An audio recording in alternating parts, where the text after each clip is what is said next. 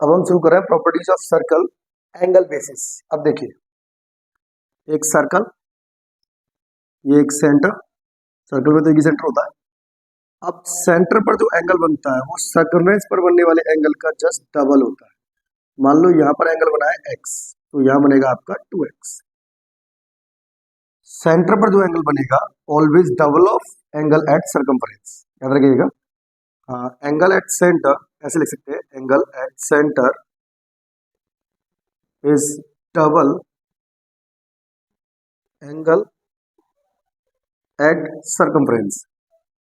बस एक confusion clear हो जाता है इसके अंदर आके, इसके अंदर एक कंफ्यूजन हो जाता है कि अब ये जो एंगल यहाँ बना है जरूरी है यहाँ होता सर तो होगा कि नहीं होगा। तो उसके लिए ये क्लियर कर लेते हैं आराम से। आप देखिए, सेंटर ये वाला पकड़ लीजिए और सर्कमफ्रेंस पर एंगल यहाँ बना देंगे आपका। देखिए ये बन जाएगा आपका एंगल ये वाला। तो ये पी पॉइंट पे लिख देता हूँ इसको। तो एंगल पी जो है वो डबल एंगल पी इक्वल किसकी हो जाएगा आपका, सेंटर पे एंगल जो है, सेंटर एंगल।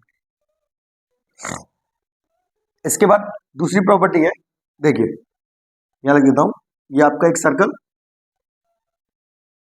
सेंटर पर जो एंगल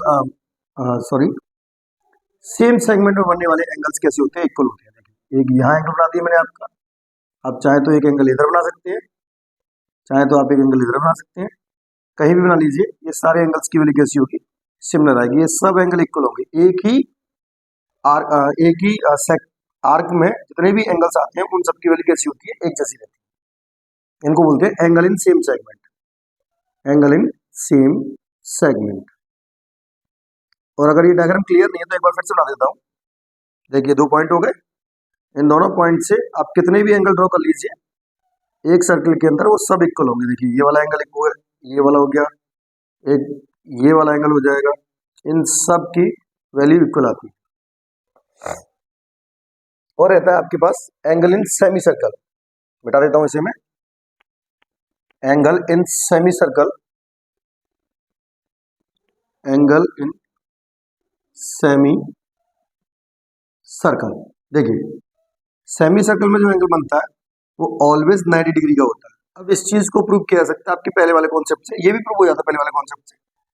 ये आपका डायमीटर हो गया, सेंटर पे आपका एंगल कितने का हो जाएगा, इसका 180 का हो जाएगा, तो इसका हाफ यहाँ कितने का बनेगा आपका 90 का। तो ऑलवेज याद रखिए angle in semi circle is 90 degree.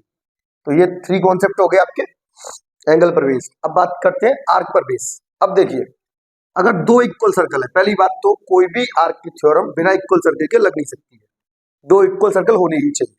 Equal circle होते हैं तो रेडियस इक्वल होती है। अब क्या है यहाँ पर, अगर ये दोनों जो इक्वल आर्क है, या फिर ये कहें कि आर्क इक्वल एंगल सबटेंड कर रहे हैं, तो आर्क की लेंथ इक्वल हो जाएगी। मान लीजिए कि आपके कॉर्ड्स इक्वल है, ए बी इक्वल है पी क्यू के, तो वो एक पॉइंट ये हो गया, एक पॉइंट ये हो जाएगा। अगर ए बी की लेंथ इक्वल है, कॉर्ड्स इक्वल है आपके पास, तो आर्क की लेंथ भी कैसी हो जाएगी, इक्वल हो जाएगी। इसका उल्टा पड़े, अगर आर्क की लेंथ इक्वल है तो आपकी कॉर्ड्स भी कैसी हो जाएंगी, इक्वल हो जाएंगी। ये कुछ 2 प्रॉपर्टीज बता दी मैंने आपको, एक तो एंगल बेसिस बता दी, एक आर्क बेसिस पर। अब इससे रिलेटेड कुछ क्वेश्चंस करेंगे some time later. Thank you so much.